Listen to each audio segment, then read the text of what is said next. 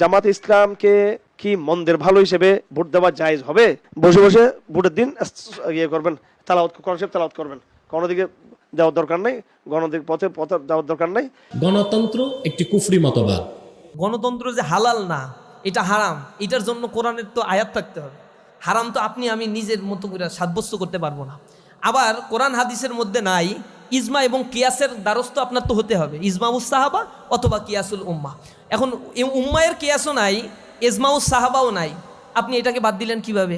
ডেমোক্রেটির যে western Democratic system, western পশ্চিমা ডেমোক্রেসির কথা বলছি, ডেমোক্রেসি তো ফাংশনাল না, পশ্চিমা ডেমোক্রেসি নিজেদের মতো করে করে। গাজায় তাদের ডেমোক্রেসি এক ধরনের, পাকিস্তানের জন্য এক ধরনের, বসনিয়া চেসনিয়ার জন্য এক ধরনের ডেমোক্রেসি তারা মানে, নিজের দেশের জন্য এক ধরনের ডেমোক্রেসি, বাংলাদেশের জন্য এক ধরনের ডেমোক্রেসি।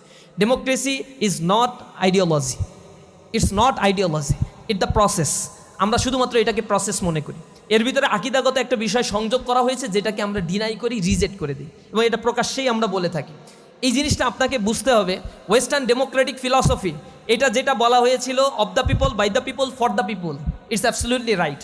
জনগণের দ্বারা জনগণের শাসিত, জনগণের সরকার হবে। ইসলামও তাই বলে, কল্যাণ রাষ্ট্রের কনসেপ্টটাও হচ্ছে একই রকম।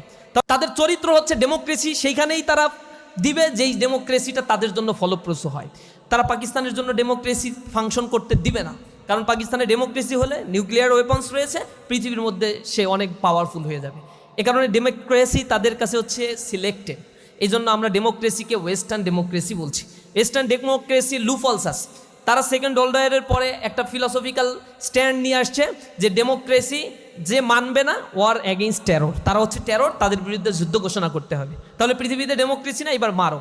আর একটা বিষয়, ইন্টেনশনালি তাদের মিডিয়া কুয়ের মাধ্যমে, মিডিয়া ট্রায়ালের মাধ্যমে বলা হয়েছে যে ডেমোক্রেসি আলেমদের মধ্যে ডিভাইড অ্যান্ড রুলসের পলিসি নাও, আলেমদের মধ্যে বিবাদ তৈরি করে দিতে হবে মুসলিম দেশগুলোতে, তাহলেই কেবল নেতৃত্ব পাওয়া যাবে। তাহলে বিবাদ কিভাবে? আমরা একদিকে বলছি ডেমোক্রেসি মানতেই হবে, না মানলে তুমি সন্ত্রাসী, তোমাকে বোমা মারবো। আর একদিকে বলছি ডেমোক্রেসিতে বলা হয় জনগণ সকল ক্ষমতার উৎস বা মালিক। এই জিনিসটা আলেমরা তোমরা বলবা যে ডেমোক্রেসিতে এইগুলো আছে শিরক, সুতরাং ডেমোক্রেসি হারাম। এই দুইটা মিলায় এরপরে মারবা মুসলমানদেরকে। 56টা মুসলিম দেশ খণ্ড বিখণ্ড করে ফেলতেছে জাতিগত দ্বন্দ্ব, বিবাদ, বিসম্বাদ দিয়ে। এগুলো নিয়েই মুসলমান পড়ে আছে। কবি নজরুল খুব আক্ষেপ করে বলেছিল যে বিশ্ব যখন এগিয়ে চলছে, আমরা তখন পিছে, নারী তালাকের ফতোয়া খুঁজছি, কোরআন হাদিস তো সে। নারী তালাক কোথায় হয়, কয় তালাকে এবার ঘর সংসার ভাঙবে, কোনটা আবার চোরা দেয়া যায়, এইগুলোর ফতোয়া খুঁজতে খুঁজতে আলেম ওলামাদের জীবন শেষ।